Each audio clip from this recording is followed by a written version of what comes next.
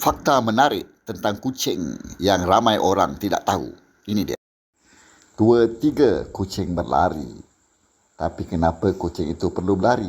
Tidakkah perlu beliau berjalan? Supaya dia menjadi 2-3 kucing berjalan, manakan sama si kucing belang.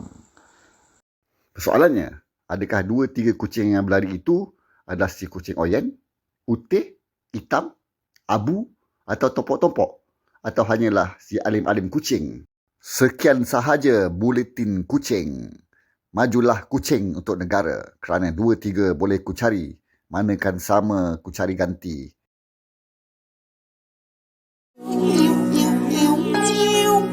Mama